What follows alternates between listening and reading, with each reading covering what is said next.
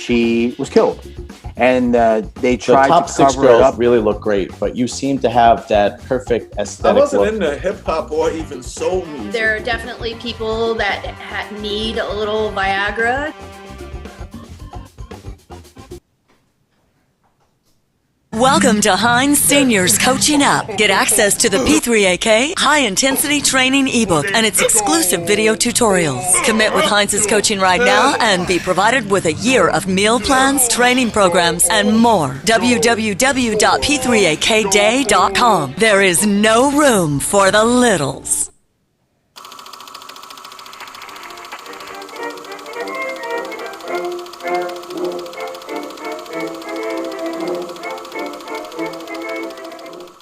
Welcome back to another edition of RXMuscle's History of Bodybuilding. Joining me today is my, I guess I could say, old friend from this industry. I've known him for over 20 years, Eric Brosia. Welcome back to the show, and how's everything going with you? Everything's great, Dave. Out here in California and busy. Now, you're a Long Island guy like I am, right? Yeah, I was. You were Seaford. I was Belmore. Yeah, Right next door. see each other back in the day. Now, what was the name of that gym that you owned over there? It was Body Effects. Body Effects, right. Yep. And how long did you own that for? Opened that up in 1998, and I decided to make a different move in my career in 2003. So it was 5 years. You know, back when you had that gym, that's when really personal training was really getting, heated up. Like people were really starting to say, I need a trainer. And so, I mean, you really kind of got in at the right time in a sense. Yeah, I mean, I was doing, up till that time, I was actually doing in-home personal training. And, that was, did very well for me.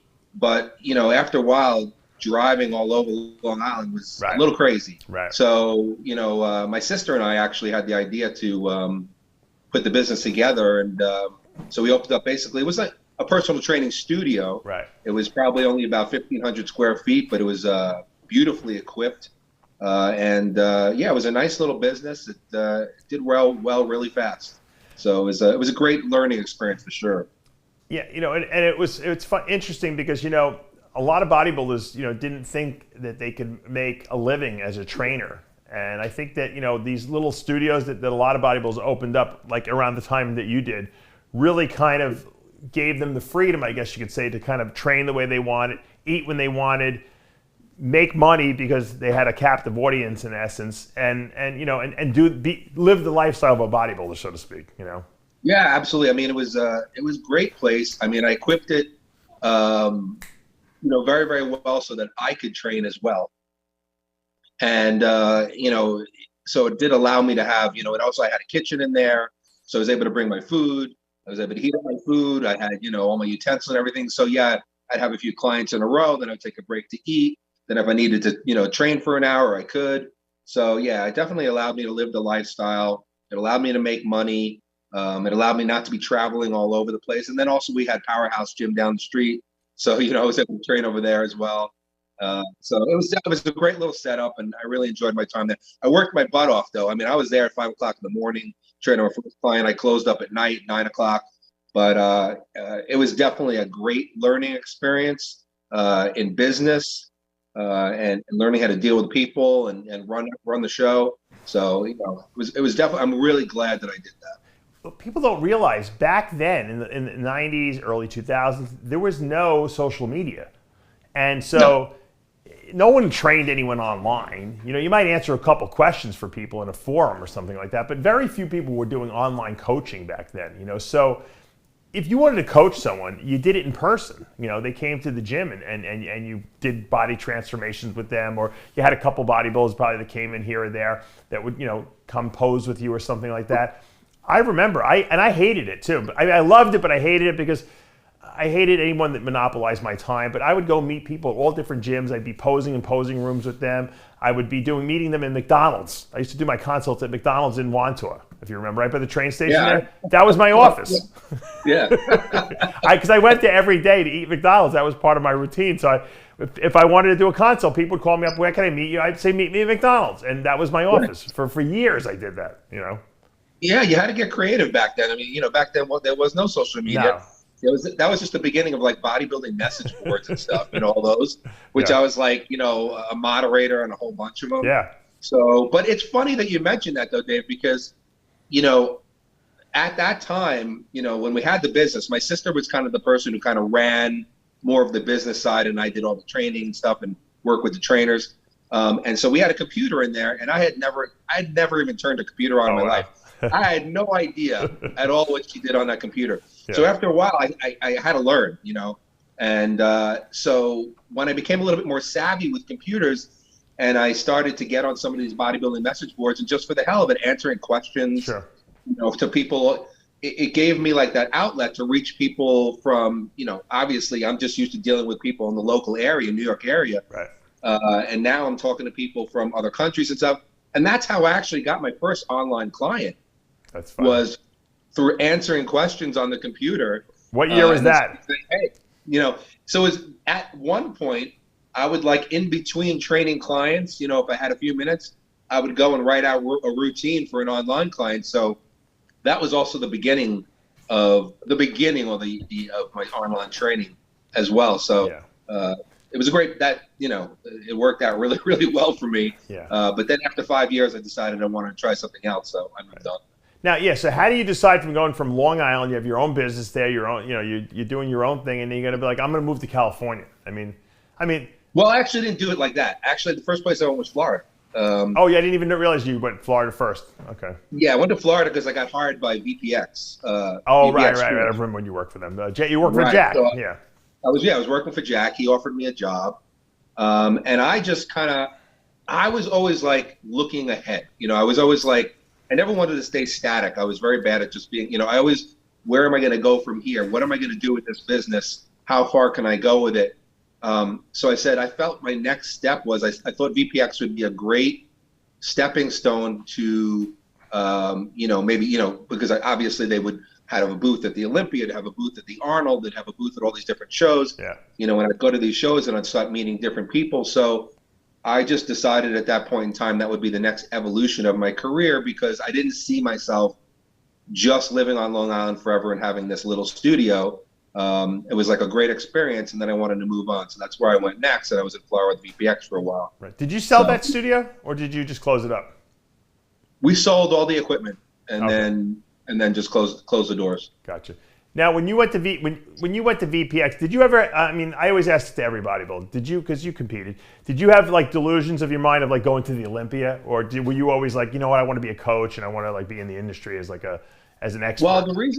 Well, the reasons why I didn't have delusions of going to Olympia is because I actually was natural. So I was staying natural. So right. I know I'm not turning pro.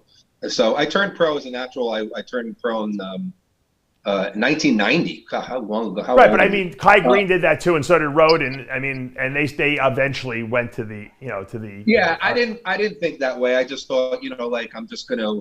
Actually, I thought more of it as a business. Okay. I thought that's how am I going to do a business? I still wanted to compete. I still wanted to get better, and I still wanted to win shows and whatever. But my main interest was in making a business out of it and actually making a more of a mark as a writer, as a training innovator, and as a coach. And that's the way I approached it. Look, you had something on your mind, and you really achieved almost everything, and you've been in a lot of places. Now, from Florida, did you go to? Is that when you went to LA, or did you go to San Diego first? So actually, I was in Florida till about. Actually, let's back this up. Before I had actually opened up the studio in New York, I had competed at remember that was Muscle Mania contest? Yes, Blueswick. Back in 95, I competed in Muscle Mania. And I was out there with my girlfriend, and we decided to hang out. I think it was in Redondo Beach. Yeah. And then we went down to San Diego, and that was in 95. And when I went to San Diego, I was literally sitting. It's a funny story. I was literally sitting at an IHOP, having breakfast. Yeah. And it was overlooking the ocean. It was in La Jolla. It was absolutely stunning, right? Picturesque. It couldn't be more beautiful. And I looked at my girlfriend and I go, "Let's move here," And she goes, "What do you? Stop it!" I said, "No, seriously, let's move here." So she's like, "Are you kidding me?" I'm like, "No, I'm serious." And I literally had an apartment rented before we left to come back home. So No I had way. to come back home. Seriously, that's how, dude, Dave, I just did it. Like, You had balls. You didn't even care, huh? You I didn't didn't care, even have a job lined up. Nope, I didn't have a job lined up, and I even had. That's when I was training people in their homes, and I had like 30 clients. Oh wow! And I had to come home and tell everybody I'm leaving. Wow. So it was nuts, bro. But so that's when I moved to. I thought you were in San California first. That's why I got confused a little bit. So what year? So Yeah, 95, so you moved to San Diego. Which, by the way, I've been in the first time I was in San Diego, I said the same thing to myself, but I never moved there though. I said, "This is gorgeous. Why wouldn't anyone want to live here?" You know. It was unbelievable. Yeah. It was just so absolutely It's expensive beautiful. though. It's expensive. Yeah, it was expensive, but I found a job at a nice little gym. I was training people there. I was training people. Then I was training people also at was it a Gold's back then? I can't remember. Was it It World? was the gym where I met Nasser El Sonbaty. Okay. And I was training some people there too. So yeah, and it was just back then it was kind of just I think I was thinking, I don't know, it was a spur of the moment.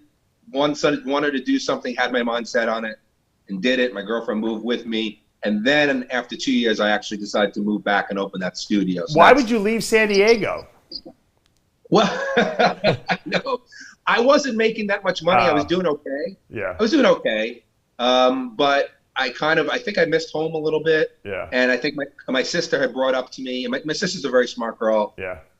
A few years older than me. And she brought up the idea of opening up a gym together. Wow. And I said, this would be great. So we did that.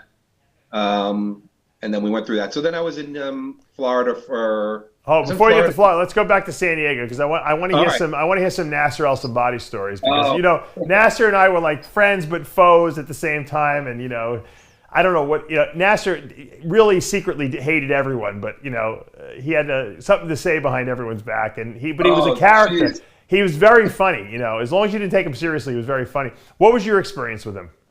I had it's so similar to what you just said. I mean, the first time I met him, I don't think I even realized that he trained at this gym. And at this gym that I trained at, and Milos trained there a lot. Paul Jean Guillaume trained there. Victor Richards. Right. Dave Fisher. It was a lot of. Oh wow. A lot of. Okay. Yeah. And that's where I actually met Dave Fisher as well. So one day, actually, my girlfriend, I don't know if he liked her or whatever, but he tried to pick up your girlfriend in 3 seconds behind your back. Oh, yeah. Right. So I probably tried to pick her up, and my girlfriend's the one who said, "Hey, Eric, Nasser wants to meet you." So I was just like, Nasser, seriously? So when I walked up to Nasser, and I was, this was back when he was at his best. He was almost took the Olympic Games. Right. And he was enormous, Dave. He was about 330 pounds at the time. And, that Nasser voice, Oh, yes, Eric. How very nice to meet you, Eric. Yes. Yeah. He has that banter you can never forget. So he made me feel his abs. I don't know. He goes, yeah, I'm 330 pounds, but he goes, I have good abs. And so they were like, I was like touching bricks. And oh yes, Eric. They say I'm fat, but feel the abdominal muscles. I have very hard. I do retain some water, but I don't know why these people think I am fat to 330. I'm actually very, very hard. Yeah, that's probably the conversation I had with him. Yeah. So so going back to what you said, he made fun of everybody. I just happened to, and I think that he happened to be a very intelligent man. He is. He was very intelligent. Spoke a whole bunch of languages. He was a very, very smart guy. And his sense of humor was extremely dry. But he took a liking to me, and we became friends. And you know why? Because he wasn't threatened by you, and that's why he was okay with you. You weren't like a competitor. I guess so. Yeah. But he respected me. He would ask me questions about my training and whatever, and he was like, he respected me, and he respected my knowledge because I guess I had more knowledge than I had a physique, so to speak. And in becoming close with him, I trained with him a bunch of times, which is probably some of the best and worst experiences of my life because I don't do 80 sets for back. Well, you know what? He was consumed with the fact that people said his back wasn't good enough, so he would overtrain it like to death, and he probably would have grown better had he not overtrained it, Yeah, so here's the thing. I mean, he literally trained back like every other day. Oh, really? And, oh, my God. Yeah. He was training it like 4 times a week when he was getting ready for one of the Olympics. So one day he wanted me to, and he trained super early. Like he'd do 2 workouts a day. His first workout was like 4:30 in the morning. So then, Eric, you have to join me for a workout 4:30 in the morning. Yeah. So I'm like, he wanted you to spot him probably on all the sets. That's right. Well, so we go into the gym at 4:30 in the morning the first time to train back. And this was a big gym. I mean, this was a huge monster-sized gym. There had to be like 40 back machines. We did every back machine in the gym. Oh my God! Holy shit! Every machine, no matter even if it was overlapping shit, it was ridiculous. And every free weight movement, overhand rows, underhand rows, one arm row. Dude, it was endless. I thought I was gonna die. How long did you train for? Like 2 hours? Huh? Was it like 2-hour workout? No, it was probably like 3 hours. Oh, holy shit! Oh my God! Yeah, I couldn't move for like 3 days, but I would go back. I would still go back for the punishment because. Oh, because it was Nasser, of course. Yeah, you looked up to him. It was completely opposed because I'm more of a low volume, high intensity. Yeah, me too. Yeah. And he was just all about volume. He didn't care about form. Oh, His no. form was horrible, whatever. Did you try to ever correct him? Like, Nasser, maybe you should do less sets and a little more intensity? You know what? If I was training him today, I would. Back then, I didn't have the confidence because I do it with pro bodybuilders all the time. Right. I call them out for their form. Yeah. So back then, but it was insane, Dave. So every workout was like that. And we just had a great, and he would talk shit about every other pro. And then another story. Yes, Eric, I have to trade back every day because Dorian Yates, I call him Backzilla. He is just a back. He has no body parts. He has no arms, and I have to. But I have to do back because all they do is they criticize my back, even though it is bigger on the lat spread than Dorian. And but he is just one big back. That is it. Right, that's pretty much how he spoke about him. And when I would see him training back 2 days after doing 80 sets, I would be like, Nasser, are you doing back again? Oh, yeah. And then he goes into that whole story. I'm like, okay, buddy. I said, I'll join you for the next one in like 3 weeks. I'll do one in a month from now when I recover from the last one we did. Yeah, I'm like 80 sets normally lasts me probably like 8 workouts for back. So, I mean, I'm good for a while. So, anyway. And then there was another time that I was at I don't remember what show I was at. I can't remember the exact show, but I went out to dinner with him afterward. He's like, oh, you got to come out to dinner with me. Don't leave me alone, whatever. You got to come to dinner with me. I said, okay. So we went to this place that had like, I don't know, all you can eat stuff, whatever. We sit down at this table and there's a bunch of pretty girls who probably like from another company that were like the girls at the company. And he goes over there and he starts talking to them. And then they come over and he convinces them that I'm his bodyguard. He goes, I know you wouldn't think that I need a bodyguard because I'm so big, but this guy right here, he knows jujitsu, he's a ninja, and this and that. And I'm sitting here, and he wanted me to go. He's like, go along with it. Go along with it. Just go along with it. Eric, so I had to keep up with him. We will get lucky with these women if you will tell them you are trained by Claude Van Damme. Right, exactly. That's what it was like. So of course I'm like, yeah, I was trained in Okinawa, and I didn't know what I was talking about. But he loved it. He loved it because I went along with him and I went along with his craziness.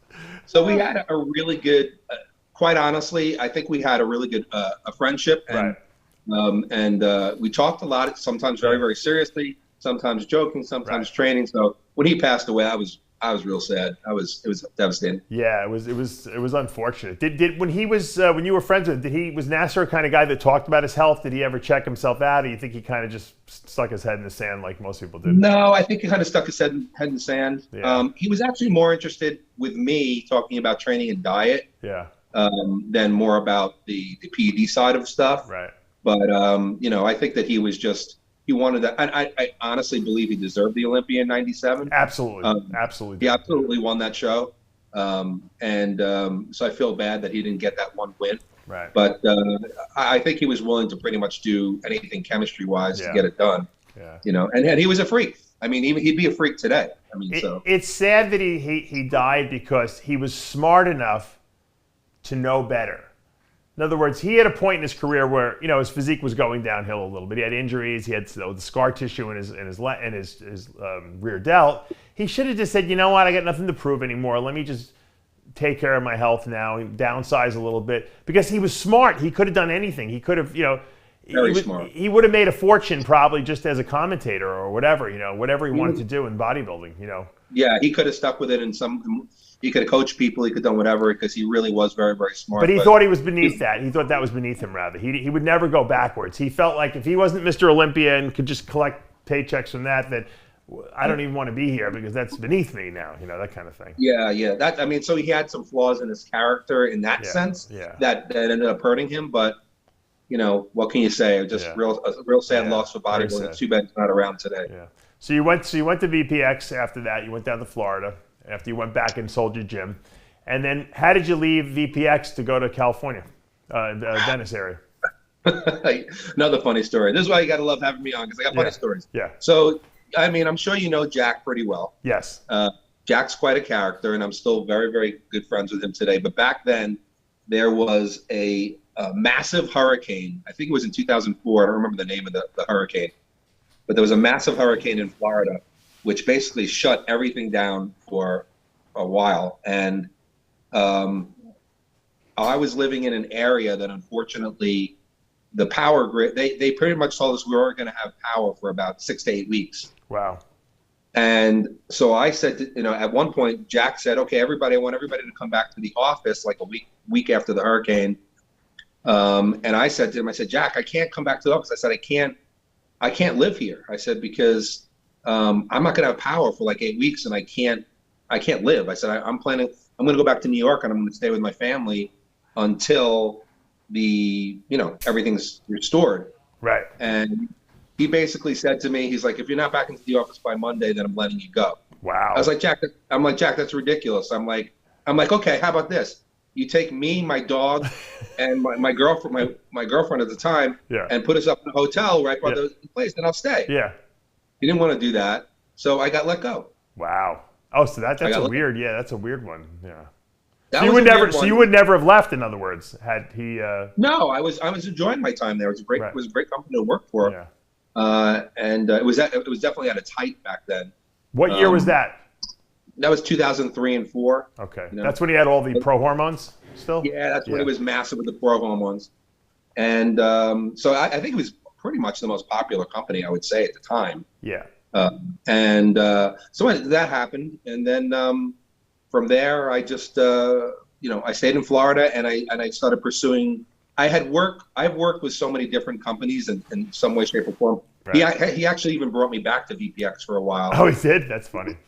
Yeah, he brought me back. Yeah, because I don't burn. I let bygones be bygones. I didn't. I didn't get so nuts about it. In this industry, the best thing to do is to just sort of not burn any bridges and just kind of. Yeah. Because this industry is so small, big, but so small. So you always end up running into the same people again sometime. So, absolutely. You might as well keep. It's very incestuous, this industry, unfortunately. Yeah. Exactly. So he brought me back in, but I stayed in Florida. Started my own. I would always work with a company in some shape or form as an independent contractor, and that's when I really started pushing the online training. Right. I started writing for. I was writing for Iron Man magazine. I had columns in Iron Man. Right. I was writing for Jeff Everson's magazine, Planet Muscle. I wrote for Muscular Development. I wrote for all the big magazines. Mm-hmm. So I had money streams coming in from different areas, which is what I've always wanted to do. Sure. And so I pursued, I was just, that's what kind of catapulted me into saying, like, you know what, I'm working for myself. Yeah. And that's it. Yeah, it's the best thing to do. I agree with that. Yeah. How'd you wind up in Venice, though? I can't get the connect to that. Well, I got a good story for you. So one of the clients that I had, his name is David Lyons, and I met him in Florida because he owned a company that created and produced reality shows, and he was casting for a fitness-related reality show. Mm-hmm. And I went to the casting. I ended up meeting him. He was very, very intrigued with my training methodologies, and he asked me to become his trainer. He has multiple sclerosis, and he asked me to become his trainer and design his workouts for him. So I was doing that, and for a while, and we became pretty close friends. And he said, I'd really like to build a show around you and what you do. Right. And he's the one who got me to come out to California. I see. Okay. Because we were going to do, it was in 2000, let's say I competed in my last show in January of 2011, which was the Ironman Naturally. And then I moved out to California just a few months later to do this reality show with him.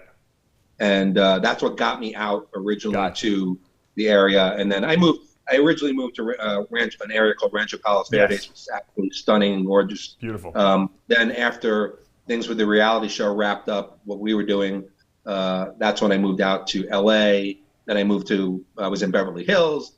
Then I went to Marina Del Rey, and that's when I got involved with Gold's Gym Venice. Right.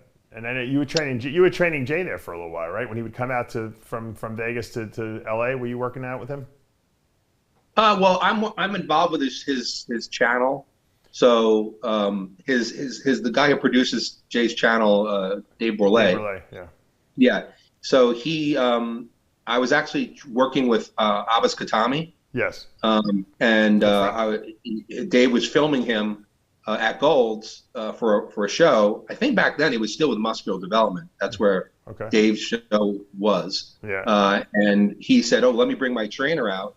So he filmed me and Abbas training together, and then Dave was so intrigued with what I did. He goes, "More people need to know you. I want to give you your own show," which is when Be Built by Broser became, a constant. Gotcha. And then that's how, since Dave was very close with Jay, it's how I became friendly with Jay, and then eventually we moved the show over to Muscle Insider. Then we moved it over to Jay's channel. Right. And so, yeah, I mean, I've never trained Jay, although I say it all the time. I'm like, "Jay, let me train you. I want to beat the crap out of you." But Dave always tells me he won't let me train him because I'll hurt him too bad. And, he doesn't want to use my time and attention. What year were you at Gold's, Dennis? When did you start training there? From 2014 until right when the pandemic hit is when. Oh, so you were there that long? Okay, that's a long time. Yeah. Wow. Yeah. I was there for. How did you see it changing? Since you were there. When you got there to the present. I mean, because after Gold's was sold, after Ed Connor sold Gold's, I think it kind of changed its flavor, so to speak. But there was still a lot of guys training there, on a regular basis. What did you see? How did you see it progressing? And did you see the writing on the wall? Well, I think that the heyday there was in the 80s. That's 90s, I think that was the heyday. 90s, probably, yeah. 90s. For the nude location, at least, yeah. Yeah, 90s, yeah. And, when Flex Wheeler was there and trained with Cormier and all those guys. Because then at that point, everybody was there. Now, when I was there, it was still pretty, it was hopping still pretty good. I mean, Dexter Jackson always trained there. Sean Roden, may rest in peace, trained there. Right. A lot of pros trained there. Still a lot of celebrities that I met trained there. But I think there was starting to become somewhat of a shift from it becoming, I think they were trying to move it slowly but surely more towards mainstream. That's what I was seeing. They started to replace a lot of the equipment, bring in new equipment, and nobody wanted that equipment to go because even though it was old and beat up, that was the best stuff on earth. So, but it was still, I would say, still fairly hardcore, especially the time of day that I trained. Was the energy still good in that gym when you would go work out? Yeah, it was still very, very good energy. Still very supportive. A lot of men and women getting ready for shows at high NPC level to pro level. Still very much of a brotherhood. Yeah. So it was still pretty good. It was still good. It's really ever since they have now reopened that it's completely become no longer what I would call the Mecca of body. Right. That now it's changed because pretty much everybody's moved away. It seems to be that the majority of pros have now moved to Vegas, which is actually my next place that I'm going. So I was going to say, there's no way you're staying in the same place. You got to be moving. No, I'm out here. I mean, this whole thing that happened last couple of years has completely changed my whole plan. Well, who the hell wants to live in California anymore? You got to get a vaccine. There's so many rules. It's it's horrible. Well, I'm not getting a vaccine. That's not happening. And now to even go into Gold's Gym, you have to have a vaccine passport. Yeah, that's so right. everybody is starting to move. Vegas is actually becoming, I think, the new mecca of bodybuilding. Sure. With the Dragon's Lair, with And you got Powerhouse. Iris Kyle's, the place. And yeah. Hida and Iris. Yeah. Everybody trains at the Dragon's Lair now. Jay is out there. When are you moving? I'm moving to Summerlin, which is when? When I'm going to move right at the end of the year. Oh, cool. Right by the end of the year, because my girlfriend has 2 kids, and so we're going to move there right before the new semester starts. Oh, cool. But yeah, so that's the plan, and but yeah, so and now Gold's Gym, and I've gone back there and filmed a few times before they instituted the vaccines passport, but the energy is absolutely horrendous. Now it's gone. Yeah. Now it's like just a regular gym. Wow. With just regular people. Of course, you still have. And the weird thing is they just sold it too. And these German people said they were going to bring back the goals that we remember. And they even told, what's his name when he went there? Who was just there recently? We'll never make it mandatory to have a vaccine. Or they told Lee Priest that or something like that. I don't know, some one of these guys who would play. And next thing you know, that they buckled and they're changing. Yeah, they buckled. Thing. They buckled. There's a couple of gyms that stayed open throughout the entire debacle, and some of them didn't even allow care for masks or whatever, and they stood their ground, and they were getting notices every single day. Yeah, Louis Yurdo. Yeah, Dave Fisher's Powerhouse Gym over in Torrance, he's never closed. Oh, he never closed. Good for him. Never closed. In fact, his business became so big because everybody from Gold's went over to his place. That's great for him. Wow. And he basically says, if you wear a mask, I'm throwing you out. So he's gone the other way. That's awesome. That's awesome. Yeah. And so I've filmed there a ton, and that has become probably the hardcore gym over in this area now. And I love Dave Fisher. He's a great guy, man. He's bodybuilding through and through, man. This guy. Yeah, he's great. Like I said, I met him back in San Diego, back when I trained him when he was still competing. Yeah. But yeah, he's hardcore all the way, and so he's got a great gym over there. But I'd say Gold's Gym is never going to be Gold's Gym again. I can't really see it, especially because the main factor is that everybody's moved. Everybody's gone now. Right. You don't see nobody's here anymore. They're all LA is kind of empty. Yeah. People have been. I think that what's interesting is that if you look at like New York versus LA, in New York there's all kinds of crazy protests going on. Right. In LA, I think everybody has decided not to protest; they just decided to move. Yeah. So that's the smartest thing to do. That's the best way you can rebel against what's going on. Just leave. That's all. You know what? Good. Keep your stuff. Do whatever you want. We're getting out of here.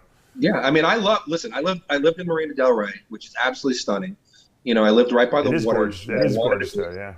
Yeah, my next move was going to be to move right by, right across the street from the beach. Right. That was my plan. Then this whole thing got happened, and then I moved out to where my girlfriend lives, which is like 2 hours north of LA, because it's real quiet. But this is not where I want to be. So now that I've gone to Dragon's Lair and Jay Cutler's over there and the Olympics moving back there, I'm like, I'm going to go where it's still happening, because if anything, I'm still trying to achieve more and more things in my career. Right. So, is Jerry's Deli still there in Marina Del Rey? No, they closed that. They did. That was my favorite place to go there. That was, I think, the first Jerry's Deli too. That place was unbelievable. Yeah. It was the first place that I ate when I went to Marina Del Rey. That's great, Jerry's right? Deli.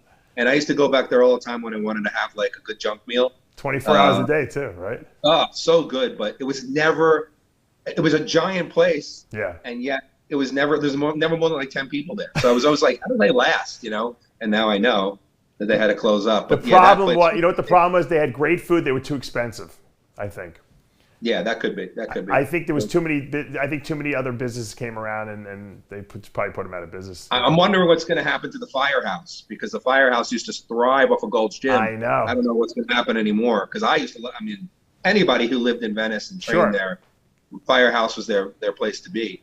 Yeah, I think once the bodybuilders kind of left, it lost its luster, so to speak. The whole, I can't call it the mecca of bodybuilding anymore. No. You call it the mecca of bodybuilding because that's the name that was given, but it's no longer the mecca of bodybuilding. I really hope someone buys that thing maybe and just turns it into, tries to redo the whole thing again, but I don't know. Maybe. It's always possible that, I think that the state of California has to get better Yeah.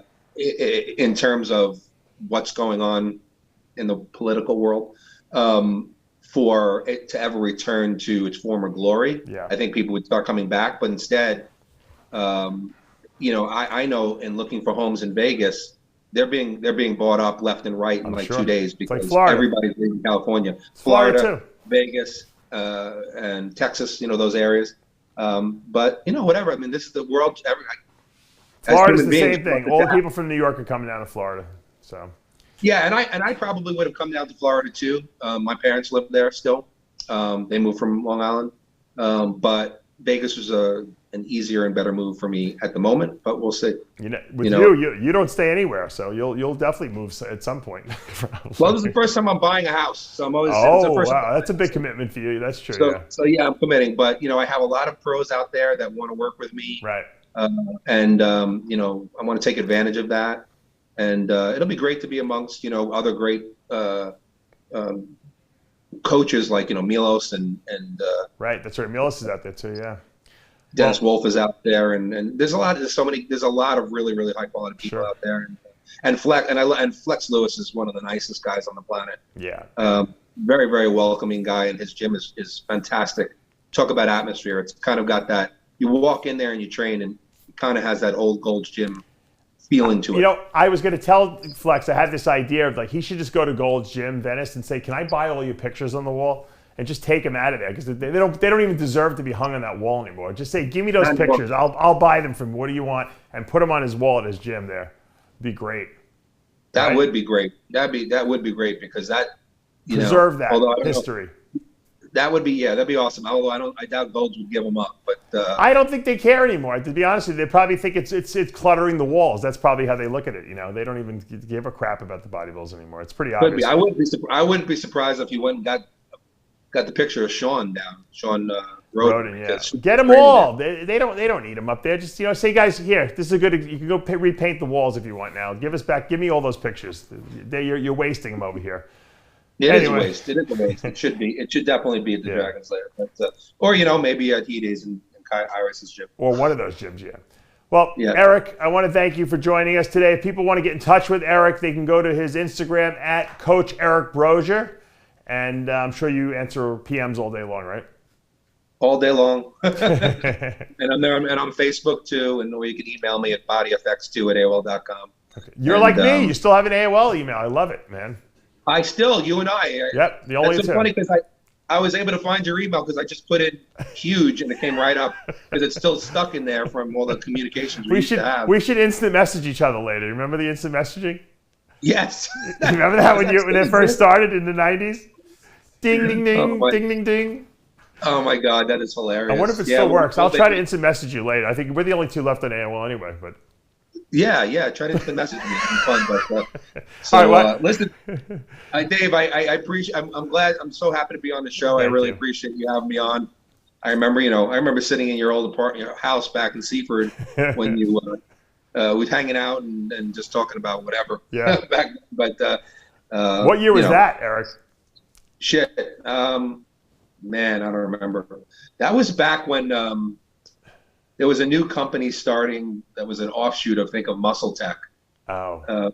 Something else, and you had some samples or whatever. And you gave me a Species hat, and I still have it today. I still wear it. Oh wow, that had to be a long time ago. Yeah. Yeah, it was a long time ago. You had a Species hat. I still wear that hat. Thank you. One of my best fitting hats. There you go. So Rob Smalley special. But I hope we could do this again. Yeah. Good luck with the out there at the Dragon's Lair and the big move, and you'll keep us updated if anything cool is going on out there. Definitely come back on the show. We'll have to get you on for some Iron Debate. I know you got a lot of strong opinions on the industry, so I appreciate you coming on and sharing some history with us. Absolutely, Dave. Thank you so much. That's going to take us to the end of another episode of RX Muscle's History of Bodybuilding. I'm Dave Palumbo with Eric Brozier. We'll see you next time.